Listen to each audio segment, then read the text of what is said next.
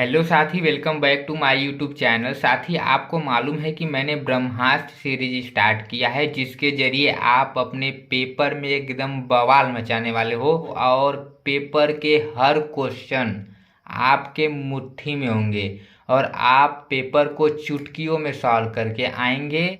और एग्जामिनर भी एकदम चौकन्ना हो जाएगा कि आखिर इस बंदे ने पूरे क्वेश्चन को किस प्रकार से करा, कहाँ से पाया यह क्वेश्चन। तो अब मैंने आपको बताया था कि इस सीरीज के अंतर्गत मैं सोशल साइंस में आपको 45 लॉन्ग क्वेश्चन दूंगा और 100 मीडियम क्वेश्चन दूंगा और 150 ऑब्जेक्टिव क्वेश्चन देने वाला हूं। तो आज के वीडियो में हम 45 लॉन्ग क्वेश्चन को देखने वाले हैं। ये ऐसे 45 लॉन्ग ऐसे टाइप क्वेश्चन हैं जो आपके एग्जाम में एकदम फंसेंगे। आपके एग्जाम में अगर क्वेश्चन आएंगे भी ना तो इन्हीं 45 क्वेश्चन में से आएंगे, नहीं तो आएगा भी नहीं। ठीक है, इन्हीं में से फंसने वाले हैं। केवल आप ये 45 क्वेश्चन याद करके जाओ। ब्रह्मास्त्र सीरीज है यार, पूरा ब्रह्मास्त्र का काम करेगा आपके लिए।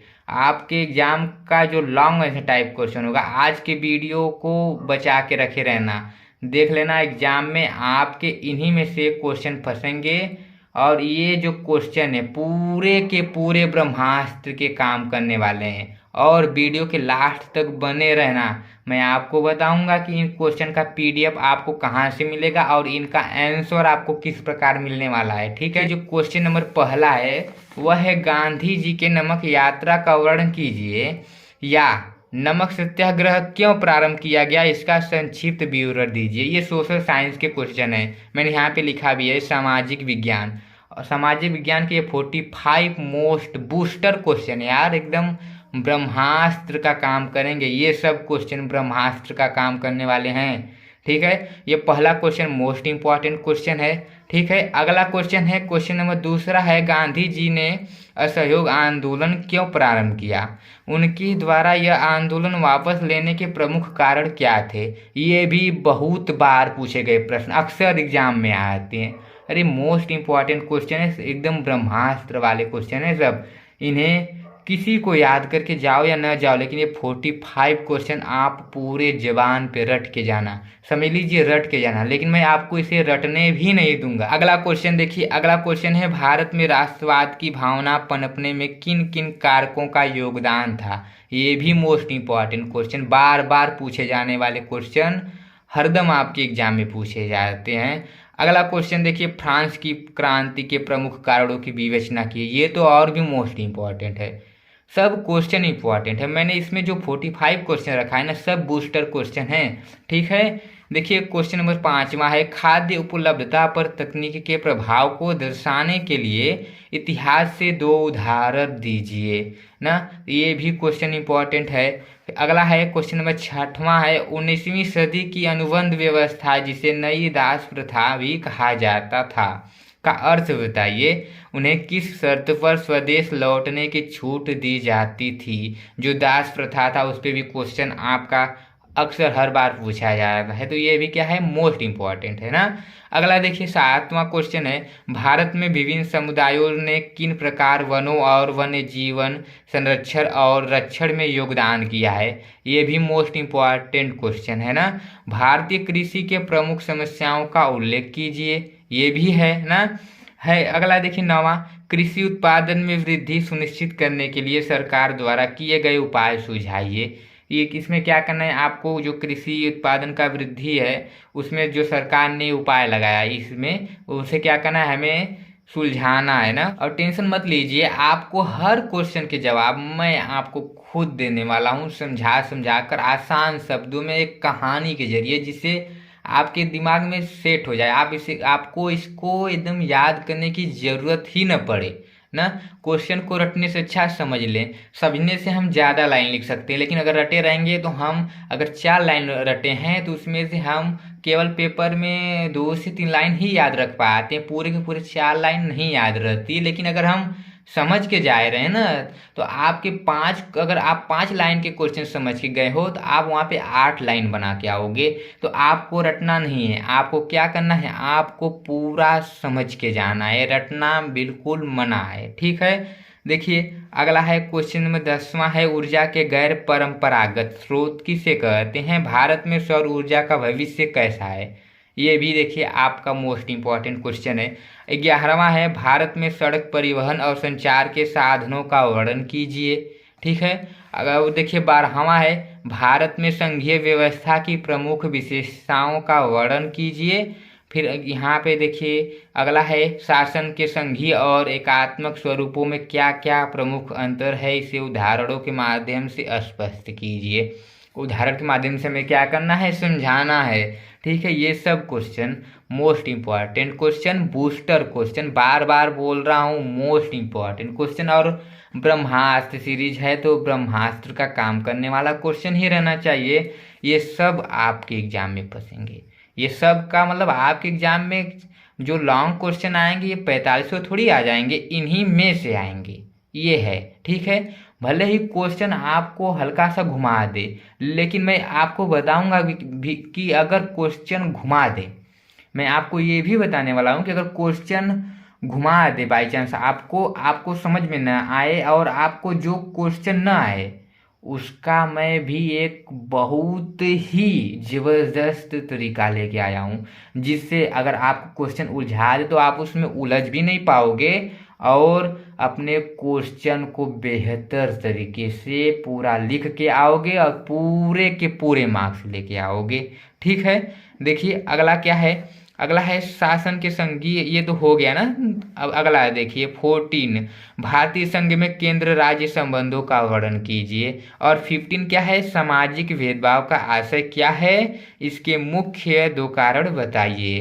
तो ये भी मोस्ट इंपॉर्टेंट क्वेश्चन। और देखिए यहाँ पे जो 16 क्वेश्चन है, 16वां क्वेश्चन वह है, अपने देश में महिलाओं को सामाजिक एंड राजनीतिक अधिकार दिए जाने के पक्ष में 3 तर्क दीजिए। उन पहलुओं का जिक्र कीजिए जिनमें भारत में स्त्रियों के साथ भेदभाव होता है या वे कमजोर स्थिति में होती हैं। सामाजिक विज्ञान का मतलब ही होता है कि आप अपने माइंड से, आप अपने दिमाग के जरिए, आप अपने सोच के हिसाब से अपने क्वेश्चन का आंसर देना, कि रटना। ठीक है। तो आपको रटना नहीं है, मैं आपको बार बार बोल रहा हूँ कि रटना नहीं है, आपको क्या करना है, आपको समझना है। ठीक है। और मैं एक बात और बार बार बोल रहा हूँ कि ये सब बूस्टर क्वेश्चन है। ठीक है। ये आपके एग्जाम में आग लगाने वाले क्वेश्चन है और लगाएंगे भी। आप ये वीडियो संभाल के रखना, आप इन क्वेश्चन को पूरा पढ़ के जाना एग्जाम के पहले। बाद में ऐसा ना हो कि बाद में आपको पछताना पड़े, तो बाद में पछताने से कुछ होने वाला नहीं। वो कहते हैं ना कि अब पछताने से क्या होगा, जब चिड़िया चुग गई खेत। तो हमें क्या करना है, पछताना नहीं है। ठीक है। पछताने से पहले ही हम क्या करें, 45 क्वेश्चन को पूरा का पूरा लर्न करके जाएं, समझ के जाएं, किसी भी प्रकार समझ के जाओ यार, हम बोल रहे हैं समझ के जाओ, यानी किसी भी प्रकार से इन 45 क्वेश्चन को पूरा तैयार करके जाना, क्योंकि यही तो हैं जो आपकी एग्जाम में इस बार आग लगाने वाले हैं ना। जैसे ठीक अगला देखिए क्वेश्चन नंबर 18 क्या है, 18 नहीं 17 यह है, नेपाल में लोकतंत्र शासन कैसे प्रारंभ हुआ, संक्षेप में उल्लेख कीजिए। Most important question. फिर क्या है, भारतीय लोकतंत्र की सफलता के लिए किन्हीं 4 आवश्यक दिशाओं का वर्णन कीजिए। ये भी मोस्ट इंपॉर्टेंट क्वेश्चन, सब मोस्ट इंपॉर्टेंट क्वेश्चन। 19वां है, हम औसत का प्रयोग क्यों करते हैं, इनके प्रयोग करने की क्या कोई सीमाएं हैं ना। और देखिए 20 क्वेश्चन है, प्राथमिक द्वितीयक एवं तृतीयक क्षेत्र में अंतर स्पष्ट कीजिए। क्या करना है हमें, प्राथमिक द्वितीयक और तृतीयक में अंतर स्पष्ट करना है। तो ये भी हम करेंगे ना। आज के वीडियो में हम केवल क्वेश्चन कर रहे हैं, इसका मैं आंसर वाला भी वीडियो लेके आने वाला हूं। और अभी तक आपने मेरे चैनल को सब्सक्राइब नहीं किया है तो चैनल को सब्सक्राइब कर लो, क्योंकि मैं इसी प्रकार ये जो मोस्ट इंपॉर्टेंट क्वेश्चन है, ये ब्रह्मास्त्र सीरीज है। ब्रह्मास्त्र सीरीज में आपको केवल मोस्ट इंपॉर्टेंट क्वेश्चन ही मिलेंगे, ये फालतू वाले क्वेश्चन नहीं मिलेंगे जो आपको याद करके जाओ और आपके एग्जाम में फंसे भी नहीं ना। तो इसमें केवल वो क्वेश्चन मिलेंगे जो आपके एग्जाम में फंसेंगे। ठीक है। इसी प्रकार हर सब्जेक्ट के रहेंगे, तो इसके लिए आपको हमारे चैनल को सब्सक्राइब करके रखना होगा, जिससे मैं वीडियो अपलोड करूँ तो आपके यहाँ इसका नोटिफिकेशन क्या करे, सबसे पहले मिले ना। तो आप क्योंकि अगर आपका नोटिफिकेशन यार इसको मिलेगा नहीं, आपको मालूम ही नहीं चलेगा कि मैं कब वीडियो अपलोड कर रहा हूँ। और जब आपको वीडियो अपलोड करूँगा तो मालूम चल जाएगा, तो आप फटाक से यार सबसे पहले उसे देख लोगे ना, अपने क्वेश्चन को तैयार कर लोगे ना। आखिर कितने दिन बचे हैं आपके एग्जाम में? वही करीब 15 से 16 दिन बचे हैं। बताओ, इतना ही कम डे बचे हैं, इसके बाद भी आप अभी तक चैनल को सब्सक्राइब नहीं किए हो। करो सब्सक्राइब जल्दी चैनल को। और मेरे द्वारा कराए जाने वाले ये क्वेश्चन आपके एग्जाम में मचाने वाले हैं पूरे के पूरे बवाल। आप केवल लिखते जाओगे, लिखते के आपको टाइम नहीं मिलेगा कि आप वगैरह वगैरह इधर उधर देखें, आप डायरेक्ट लिखते ही लिखते जाओगे, क्योंकि हर क्वेश्चन आपको आता रहेगा तो आप लिखेंगे नहीं भला। अरे यार, ऐसे क्वेश्चन दे रहे हैं जो आपके एग्जाम में फंसेगा पूरे के पूरे। देखिए फिर अगला है क्वेश्चन नंबर 21। भारत में विदेशी व्यापार की 3 विशेषताओं का उल्लेख कीजिए। मोस्ट इम्पॉर्टेंट क्वेश्चन है सब। देखिए 22 है, कुछ ऐसे कारणों की चर्चा करें जिनसे उपभोक्ताओं का शोषण होता है। फिर यहाँ पे देखिए 23 है, उपभोक्ता के अधिकारों की व्याख्या कीजिए।